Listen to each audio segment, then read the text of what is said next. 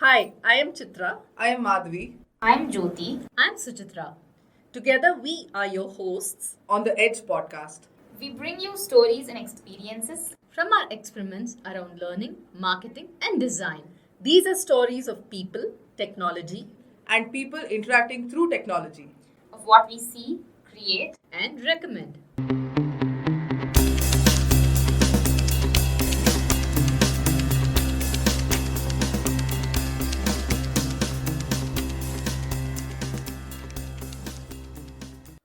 To the Aam Aadmi, the common man, digital marketing is synonymous with social media marketing, with influencers pushing some brands, or seeing targeted ads within the free apps that they use.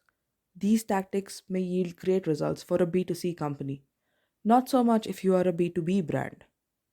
If your company is selling products or services to another company, there are a different set of tools you can use that yield better results. In this episode, Padmaja Narsipur shares her tales from the trenches, gathered while serving several B2B clients as a senior marketing strategist. On to the show now. Hi Padmaja.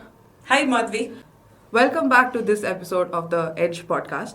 I am really happy that we are sitting here in our little studio in Namma Bengaluru with the weather being just right, not too hot, not too cold, said like a true Bangalorean.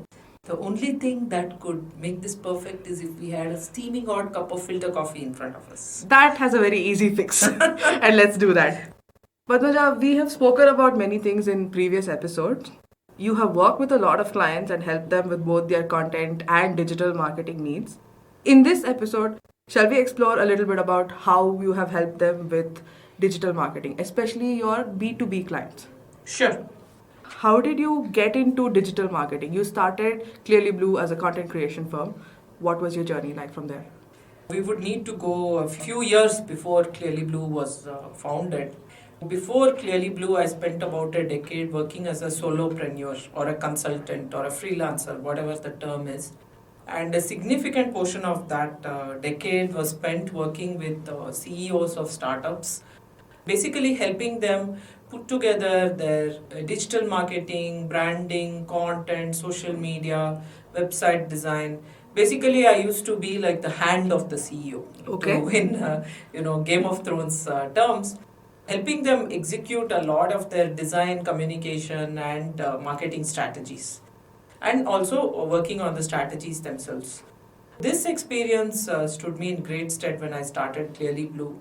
Instead of me as a solopreneur, we as a team went in and worked with quite a few companies, from startups, very nascent startups, with three co-founders who sat around our table and tried to fix on their value proposition and messaging, to very large enterprises which were launching products pan-India.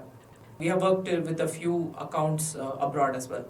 In a previous chat that I had with Pavitra, and we have published that as a separate episode, she had said that startups should start their digital marketing journey alongside their very first steps. So even when they're building their website, start right there.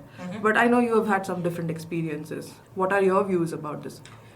We have worked with startups. A significant number of them have been in the stealth mode. So when they are in the stealth mode, they're trying to build some IP, something new and something exciting that the marketplace has not seen before. At that point, they don't want to even put up any kind of detail on their website. Typically, websites of such stealth mode startups will be very bland, one pages, with some sort of bromide statements about changing, world hunger, solving such problems. The collateral they would require, if at all, would be an investor deck or a pitch deck. But to the world, very little would be displayed. That is the way many startups in stealth mode start. Otherwise, Pavitra's advice is quite sage. You start going to market. Once you launch your product or service, it is very important to ensure that you start and keep a very consistent digital footprint. Is this true even for your B2B clients? Yes, very much so. The key difference, I would say, between B2B and B2C is that B2C is very driven by nowadays the online campaigns, PPC, and you do pixel retargeting. You look through the digital behavior of the customer track them through all the digital properties they navigate in, and try to entice them to come back to your portal and buy your product. Whereas with B2B, no matter how big or how small, the imperative online would be digital hygiene, which means that you maintain a presence on your chosen platforms, you maintain brand sanctity in terms of your brand voice, the messaging, the colors, the logos, and all that. And you basically keep your presence alive so that if a prospect or a stranger comes and lands on your property, let's say somebody lands on your LinkedIn page or somebody lands on your Twitter profile, they should get consistent messaging. They should see that consistency across all the channels. Very few B2B decisions are made by looking at your social media presence. However, the hygiene factor needs to be there. So this is all about having brand awareness only. It's not customer acquisition. Or does it also translate into customer acquisition or lead generation? It plays a large part in customer acquisition or lead generation. So this is a concept that we call omni-channel marketing. What it means is you maintain your brand message, your positioning, your product identity, and all that across all the channels. And you leave a trail such that if somebody's interest is piqued, let's say the sales team has gone in and made a pitch or presentation, let's say they have encountered you at an event and they've picked up a brochure about you, and then they go and do their due diligence online, you should have ways and means by which they can continue on that journey where they're interested in your product or service. So it could mean that there is a landing page for your product where they could sign up to receive more information or download some important information. It could mean that they sign up to your newsletter and you start sending them information consistently into their email box. You could start sending them offers. You could let them know. Let us say, as an agency like Clearly Blue, which does digital marketing only in the B2B space, let us say there's a new and exciting social media package that we want to offer to our customers.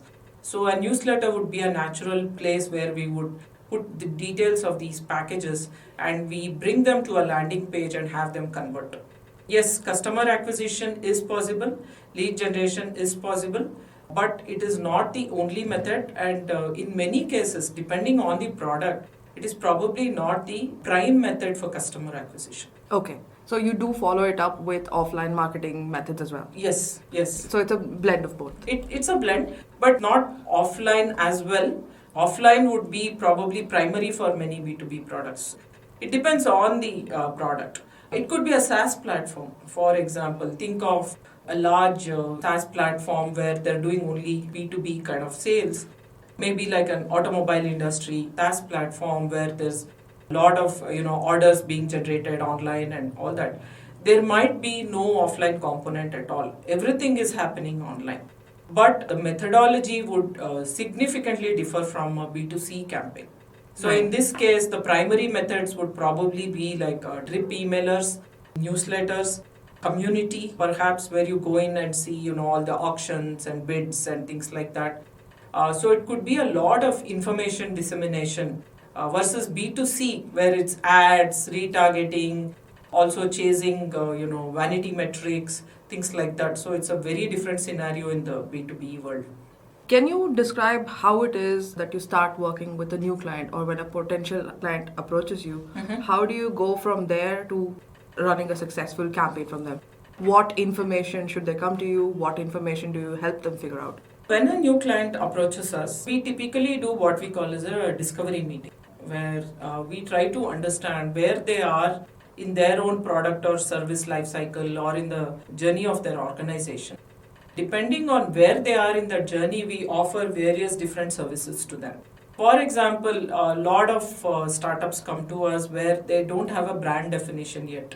And this is very common, especially in places like Bangalore, where a bunch of engineers get together and they code up a storm and they come up with an MVP and go to market, get some funds. But then what? They don't know what to do next. We have our auto drivers doing just that very recently, Yeah, right? Exactly.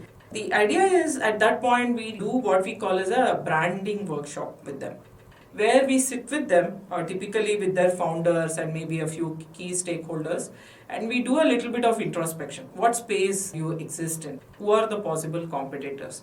What are the messages that these competitors are sending out? And what is it that you stand for that is unique and different about you? And then we do a SWOT analysis, strength, weakness, opportunities, threats. All this helps us understand the space that the customer is in. And more importantly, it clarifies a lot of things for our customers. It helps them understand why they must do what they do in terms of marketing. Why, it's so important to define a brand voice. So let's say you're a SaaS platform and you're going after CXOs in large MNCs. You want your brand voice to be quite formal and business formal perhaps. Whereas if you're a t-shirt company going after young teenagers, the language, the colors, the logo, the entire messaging will be quite different. So it's very important to get that right. So once we do the branding, and many a times we help them build their logo, then we go and do the design of the website. The website also carries the brand manifesto forward. And then we look at a bunch of collateral for them. It could be like pitch decks, investor decks, sales training kind of decks, product decks, which their sales teams may perhaps take out into the field. We work on battle cards, explainer videos, which explain what the product does, demo videos or walkthroughs of the product.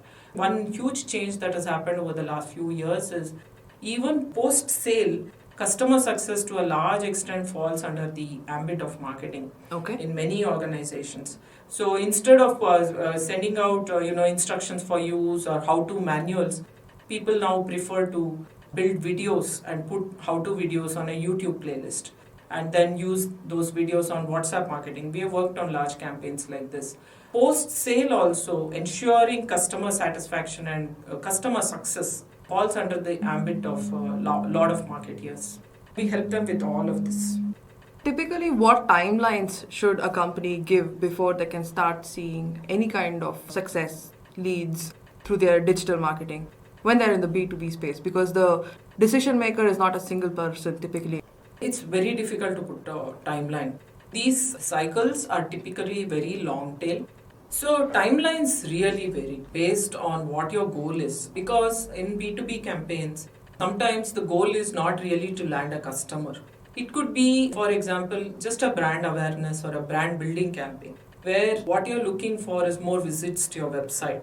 It could be an event marketing campaign, where what you're looking for is more eyeballs on all your event, lead up to the event, and you already have an event defined and you just want some publicity for the event. So we have done this. I think it's better explained through some examples. So we worked for a large player in the supply chain space who did a global thought leadership event on the MIT campus every year. We were the event marketing agency, and some of the things we did included doing promo-based campaigns on LinkedIn and Twitter. The aim was to basically get more eyeballs for the event. We put out a lot of collateral about the thought leaders who were going to attend the event. Their blogs, a few videos and things like that. The idea was to get more eyeballs on that collateral. So make a splash with the event. Make a splash so that people sit up and notice. We sent out a press release, and then we did a lot of ambient branding for the venue itself where the event was being held, branding of our customer. Literally, there was like cling film on the walls of the kitchen where people would go and take a break during the conference. We also designed sleeves with our customers' logo and branding for the wine bottles. The next year, the event moved to Napa Valley in California. So we designed sleeves for the bottles. We put up a small microsite for the event. So all sorts of things. All of this is part of a larger, grander plan to establish the brand in the marketplace and also to position it right. The end goal here is not to just simply acquire customers. Depending on what your goals are with the campaign, the actual goals can be met within a few weeks or months, or even it could be as long tail as a year or more. Okay. Padmaja, you are also a teacher. Yeah. And you're teaching both students in colleges and also doing classes for clients and new customers. You're running a cohort-based course on digital marketing. What does this course involve? Can you also talk about what skills you want them to take away?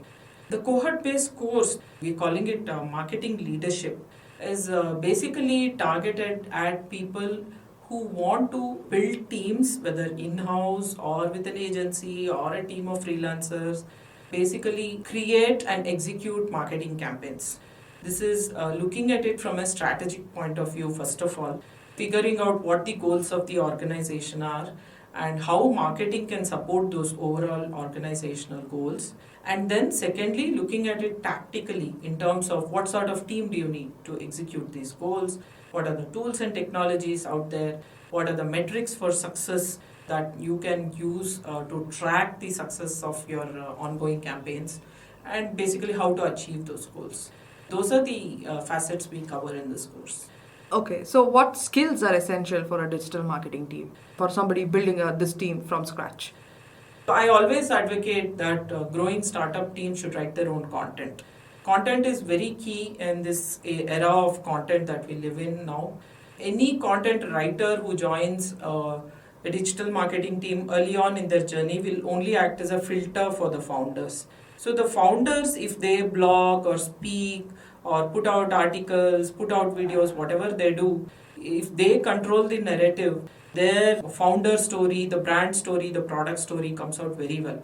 Content is one of the essential skills that any digital marketing team should have. Second, I would say, is design. So when you are looking at building a brand and not just a product or a solution, it is very essential that you are on brand. By that I mean that you have a very careful choice of logo, colors, things like that. This probably most companies start paying attention to once they have gone to market and they have acquired a few customers. It's perhaps okay to start with a basic brand definition, but as you grow bigger, adding a design person to your team becomes very vital. The third person would be somebody I would call like a marketing strategist or a marketeer who knows the landscape of digital marketing. They know what channels the product or brand should be active in. For example, most B2B brands don't need to have a significant presence on Instagram. That is a very youth focused sort of channel. But it is core for anyone with a B2C focus, right? Oh, absolutely. But you will be surprised. Companies like GE have a very robust Instagram presence. They're doing that for brand building, which is perfectly fine. But if you have limited dollars and you're a B2B brand, I would prioritize LinkedIn and Twitter first over Instagram and Facebook. So every channel online has its own culture, has its own language. You need to see how your brand will integrate with that channel's culture. That is the duty of the marketeer, to take on this onus and to navigate these different channels and figure out which are the best channels to basically be active in. That is the job of the marketeer. So between these three people, I think a lot of the digital marketing can be done. The fourth person, if you wanted to add somebody, the fourth role rather, would be that of a video person. Oftentimes design folks take on that role, but as your brand grows more sophisticated and you want more videos out there, you perhaps want to add a video role to the team. Particularly now, we all know that YouTube is the #2 search engine in the world. It's very valuable to put out short videos. I believe the latest statistic is that more than 80% of the internet traffic is video now. So everybody is getting onto the video bandwagon, particularly with 5G proliferating. So that would be the fourth essential role. Then there are a bunch of roles like, online reputation management, like a PR specialist, a social media person. All of these, in my mind, are derivatives of these four core roles: content, design, marketing, and video. Okay. How does a B2B company build trust? For a B2C company, they may have reviews on Google or on their Instagram page or something. So for a B2B company, some of it is in the Google reviews. Let's not, beat around the bush with that. Some of it is in the reviews, your customer reviews. For example, there are, as we know, sites dedicated to reviews. In India, there's Mouth Shut. Product Hunt? Product Hunt would be a very valuable one. I think AppSumo also covers reviews. Quite a few websites like that. There's also the buzz on online communities that you can try to control. If not control, you can try to participate. Like Quora, Reddit, a lot of people put out reviews over there. Now, one important thing is the whole B2B scenario when it comes to trust is governed by another word, which is authenticity. So every piece of collateral you put out there must have that underlying premise of authenticity. You cannot put out things which your product or service does not do and get away with it. Because people will soon find out and they will post a scathing review somewhere which will come back to bite you. Authenticity is very key in this whole thing. All the content you put out across all the channels need to be rooted in the truth. The other thing is, particularly with growing and bigger B2B brands, is they also have to be very careful about their employer branding. Because if we look at sites like Glassdoor or Ambition Box, it's very easy for disgruntled employees to go and post reviews anonymously.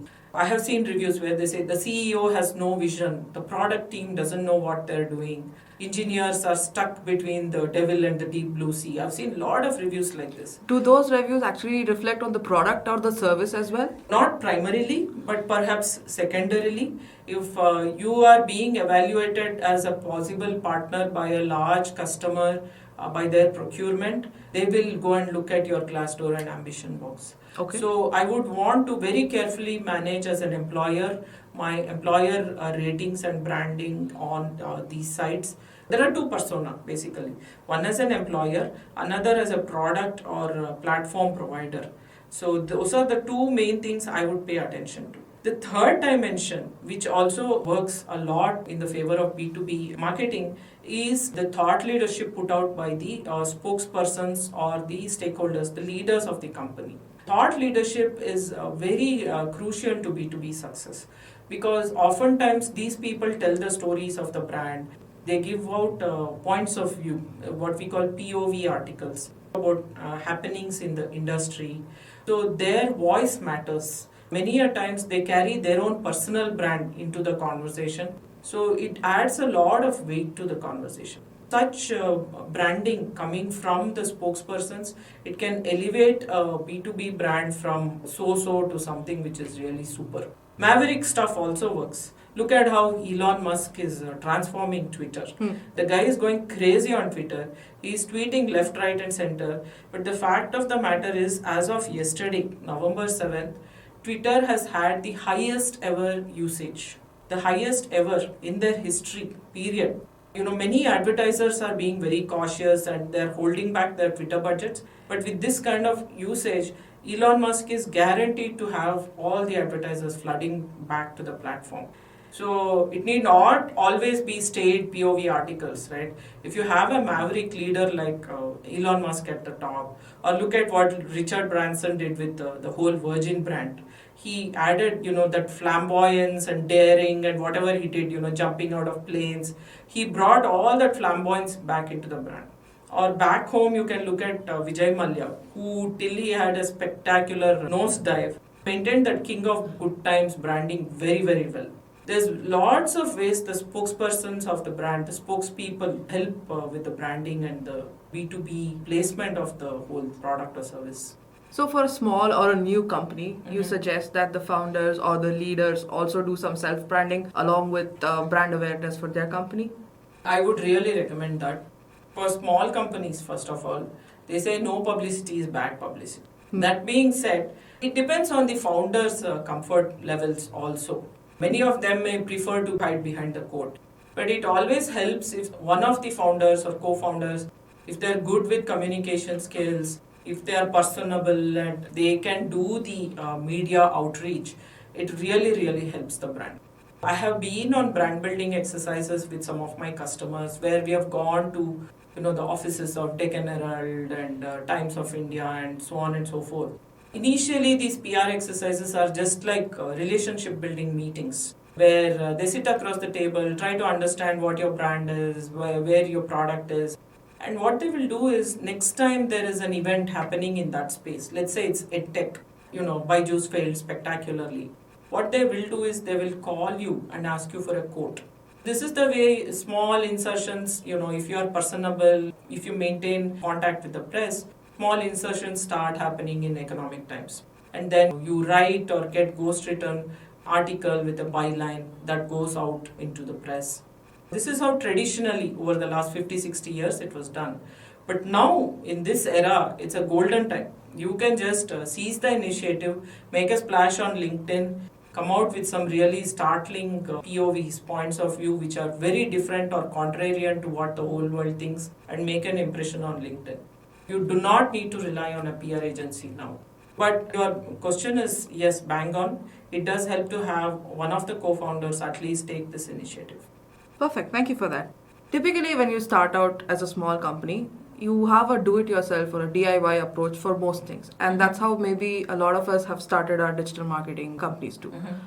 When they finally realize that things are getting out of hand or things are getting more than they can handle by themselves, they're going to reach out to some other professionals, maybe an individual or an agency like Clearly Blue. What are the problems that they come to you with? Typically, what are the things that you have to first educate them all, or the problems that you need to fix at that stage? Like I said, Madhavi, they come to us at different points in their journey. Sometimes, we have had co-founders come to us asking us to build a pitch deck, a very initial pitch deck. And when you talk to 3 different co-founders, I worked with a team like this in the telehealth space, where the 3 of them came to our office. They sat and spent what seemed like days. It was probably multiple sessions over several days, where they actually argued and bickered and debated and settled on their value proposition. Because each of them had a different take on that pitch deck. So if you talk to a couple of members in my team, they'll tell you that those 17 slides we built were perhaps the hardest in our lives. They might have been the best of friends, and they might have discussed building this product over several cups of coffee or beer or whatever it is. But it's only when the pitch deck comes into the picture and you see words on the page that it becomes real. And then each person's thought process gets in. Oh, but I thought it was this. I thought we were... That actually building a pitch deck, we have helped a lot of companies with that. That helps them take the first step into perhaps seeking funds or even pitching to customers, going to market, and so on. People have also come to us, like I said, at more mature stages of their journey, where they have wanted us to run their events for them, do the marketing part of the events for them. We have also done what we call as digital hygiene campaigns or keep warm campaigns, where they are not really in a mode where they're going out there and seeking customers, but they want to ensure that that hygiene of being online is maintained. Okay. So we do maybe, some 6 or 8 posts monthly, which are on brand, on topic, and we schedule those posts and they keep going out. And the agency acts as the first point of contact in case somebody engages, if they ask a question or makes a comment or something like that. These are what are called as keep warm campaigns. Then there are actual lead generation campaigns. So these are quite radically different from most of these other ones, in that they are actually socking money at it. They would actually make posts or a string of posts, and they look at the target persona of the person whom they are trying to convert into a customer. Let's say you're running a Facebook campaign, for example. So Facebook's ad manager offers a lot of capabilities where you can target by interest, by geography, by education levels, all of that. You build the persona of the population that you want to target. You set up a few posts, you boost those posts, and you start sending it out to them. And perhaps, from that post, they go to a landing page. Some action happens on the landing page. They either download a piece of collateral by giving their email address, or they sign up to do something. Another thing people approach us for is drip emailers. So these are a series of emailers that goes out to a database. So there could be a narrative or a story told from one email to another. So you maybe send out a teaser first, then you send out information about the product. Then in the third email, you send out information why this product is unique or different. And in the fourth email, you make them an offer. Presumably by then they're hooked and they actually want to talk to you. A drip emailer, I always like to call it, it's like pearls on a string. One email doesn't work very effectively. but the entire set is very effective. And given short attention spans, it is giving them Bits and pieces pieces. over time. Yes, exactly. Perfect. Previously, we used to dress up these drippy mailers with a lot of graphics and templates and stuff. But now people, I think, have found their way to making it very simple, ultra short and text based. You just want to get the attention of the reader. That's about it. One of the most effective pieces of content marketing, especially in the B2B space, is a newsletter. So this is a periodic piece of communication that, presumably somebody is already subscribed to your newsletter, or, you have them opt in, and it goes out ever so often, like it could be once a week, once a month, once a quarter, whatever the cadence is. And it is very, very effective at remaining visible and relevant in your customers' eyes. If you do a newsletter with a lot of good content, selling is not the prime objective, rather sharing is. It is very, very effective. It's essentially like going into somebody's house, sitting on their sofa and having a conversation with them. None of the other pieces of newfangled digital marketing achieve the same effectiveness as a newsletter. Padmaja, how should B2B companies budget for digital marketing? It's usually a mix of digital and traditional methods. Does it change domain to domain? There are lots of variables and there's no single blanket answer for this. What I would say is a marketeer should set up a roadmap with their board or CEO or their leadership and figure out what are the goals for the next 1 year or 18 months, some significant period of time, and then see what is the budget allotted to them to achieve those goals. Now, based on the budget, the marketeer can then look at the panoply of tools available and the panoply of techniques available, including events, roundtables, conferences, social media, drip. You may want to buy a database for a drip, for example. Lots of these ingredients go into building your digital marketing plan or roadmap. Get the budget from your management, then look at the landscape and understand who your target persona is very well. Understand which are the digital properties they go to typically. This may involve almost doing some amount of user research. Let's say you're in the supply chain space. What are the 3 or 4 supply chain properties that typically people go to pick up news and information from? You want to have a presence in those properties. Then you start making your budget allocations. Let's say you figure out that these are the 2 properties where I want 10 of the articles from my company spokespeople to go out in the next 1 year. Then you approach those 2 properties and you figure out how much it will cost to land your articles on those properties and what is the payoff. Maybe they will share their database with you, maybe they'll share some analytics with you. So you make those trade-offs then, whether it's property 1 versus property 2, whether you're going to spend money on a PR agency versus doing something direct on LinkedIn, whether you'll maybe host some small roundtables across different geographies and so on. It's a matter of starting with your goals, your budget, and then what are the tactical plays you want to undertake to achieve those goals. You mentioned persona, and I would like to explore that a little bit. In the B2C space, you're trying to figure out what is the typical characteristic of the person who is going to consume your service or product. Right. What is the equivalent in the B2B space? What does persona mean for you? You're looking at a company, right? So what characteristics do you draw? So in the B2B space, there are actually 2-3 different persona. Let's say you're a product marketing person, you're a product marketeer who's actually out to market the product. In that scenario, there are 2 different persona that you should think of. One is the user of your product and second is the buyer of your product. Not necessary that both of them are the same person. So I'll give you an example. Let's say Upgrad. Okay, Upgrad is a giant in the edtech space and they work with a lot of enterprises, could be technology companies who are actually wanting to train their engineers. So I know Upgrad has these programs in their Upgrad business division. They go in and train fresh graduates from engineering colleges who work for the big 5, could be TCS, Cognizant, Infosys and so on. Infosys of course has their own training program. So in that case, The users would be the learners of this program, upgrades e-learning programs, whereas the buyers would be the procurement folks of the big five.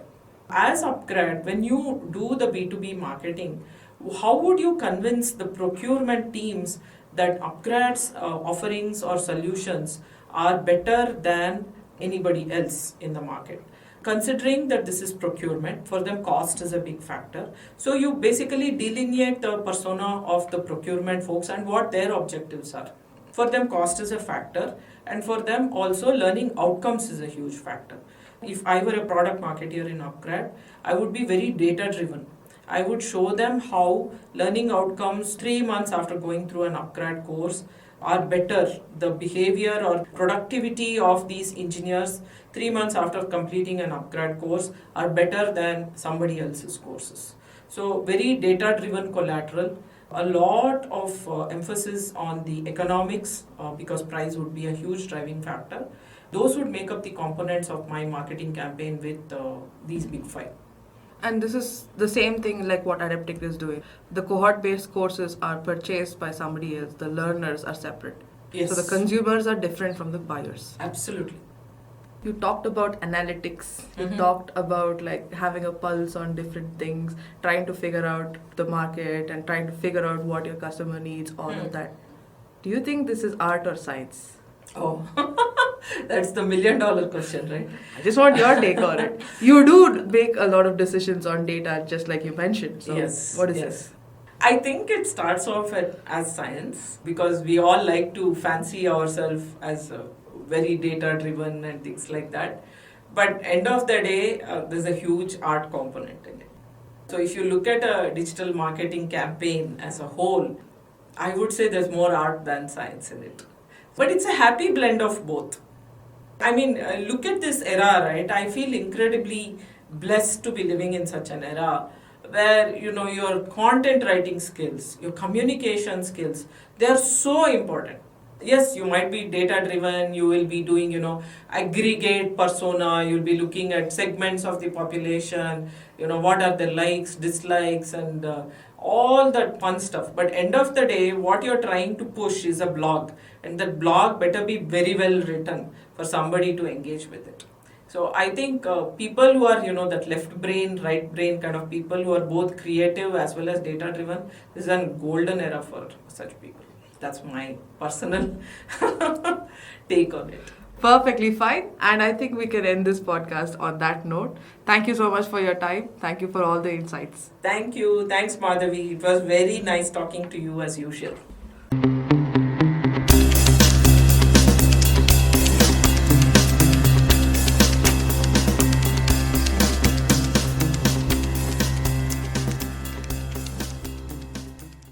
Please subscribe to the Aedge podcast on your favorite podcast channel. We are on Google, iTunes, Spotify, Stitcher, and more. If you liked this episode, please share it with your friends. If you have stories to share and want to be featured on our podcast, write to us at podcasts@adepticlabs.com.